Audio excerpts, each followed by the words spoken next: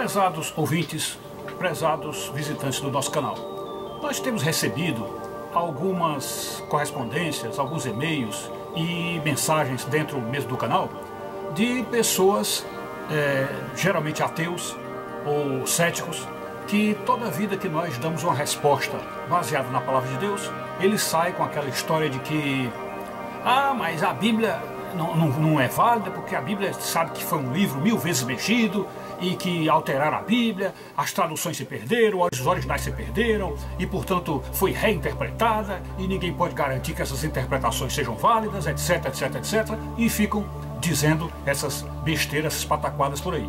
E aí veio-nos a resposta que Deus sempre dá nessas horas, e aí nós nos lembramos do seguinte detalhe: olha, pessoal, pouco importa para nós o seja lá que tenha ocorrido ao longo dessa história, sobretudo desde que Jesus veio à Terra para cá. Pouco importa. Se padres mexeram, se eruditos mexeram, se reinterpretaram Bíblia, se perderam originais, pouco importa, porque o Senhor de tudo é Deus, o dono de tudo é Deus, o manda-chuva, o onipresente, o onipotente, o onisciente é Ele. E então, portanto, nada que está nesse mundo, nada escapa à vontade dEle, nada. Se nada escapa à vontade dEle, evidentemente o que está aí na Escritura Sagrada, o que a Escritura Sagrada está dizendo, é de fato aquilo que Deus queria dizer. Mas mesmo levando em consideração a hipótese de que toda a Escritura tenha sido adulterada, tenha sido prejudicada, que os sentidos se perderam, ou até aquela argumentação ridícula de que os autores que ali aparecem nos livros não são os autores verdadeiros, seja lá o que tenha ocorrido, o que importa é que este livro que está conosco agora, deixa eu pegar ele aqui, este livro que está conosco agora, chamado Bíblia Sagrada, este livro mesmo aqui, que nós temos como Bíblia Sagrada, este livro, ele contém a vontade de Deus para a humanidade.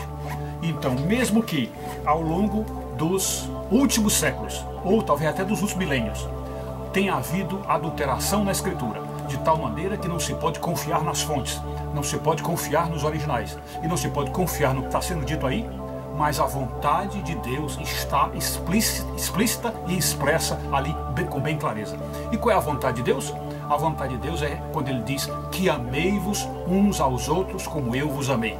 Que vos ameis uns aos outros como eu vos amei. Então, em resumo, o que nós estamos dizendo aqui, mesmo que a Bíblia Sagrada inteira fosse um papel jogado aí nas ruas, levado pelo vento, até sujo de imundícia, etc. Mas que lá dentro, quando você desenrolasse, tivesse a frase que vos ameis uns aos outros assim como eu vos amei. Isto daí já era a Bíblia.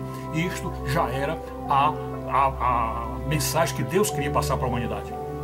Então, isso aí para mim o que é que significa? Que nós temos na Escritura Sagrada, no bojo, na essência, no seu conjunto, vamos dizer, o mínimo que você consegue deduzir dali é de que Deus deseja que nós nos amemos uns aos outros. E isto é o que autentica e autoriza e dá divindade à Escritura Sagrada. Houve uma outra pessoa que chegou para mim e disse assim: olha, basta aí um versículo que tivesse, vamos dizer, registrado com perfeição. É aquele versículo onde São João diz: porque Deus amou o mundo de tal maneira que deu seu Filho unigênito para que todo aquele que nele crê não pereça, mas tenha a vida eterna. Então, bastava isto. Então, esse argumento dos ateus, dos céticos, de que a Escritura não merece confiança, porque foi mexida, foi adulterada, é um argumento completamente ridículo e completamente inútil, porque o que importa é que a Escritura Sagrada registra a vontade de Deus. Ela diz justamente isso, que Deus quer que nos amemos uns aos outros. E aí, eu sei que eles poderão sair com essa e dizer: ora, mas se é simplesmente para dizer que Deus quer que nos amemos uns aos outros, então qualquer religião serve. Olha, onde quer que essa mensagem tenha saído, onde quer que esteja sendo dito que Deus quer que nos amemos uns aos outros, aí está a vontade de Deus. Onde quer que isso apareça. Não significa dizer que as outras religiões, que tem uma série de outras injunções humanas, ingerências humanas dentro, não significa dizer que essas outras religiões sejam todas aprovadas por Deus, como muitos globalistas aí alegam. Não. Nós, pelo contrário, acreditamos como só há um só Deus, como se há apenas um só Deus, evidentemente haveria apenas uma verdade, um só batismo, uma só religião, um só caminho.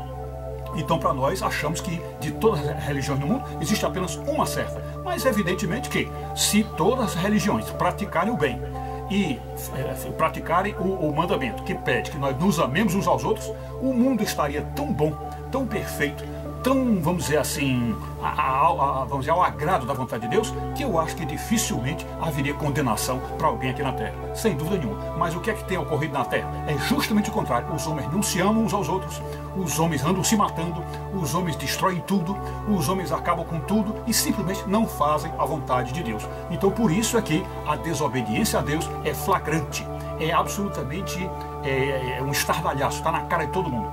Então, por isto é que devemos nos dedicar à palavra de Deus, porque ali temos certeza absoluta de que a vontade de Deus foi transmitida à humanidade. É isso.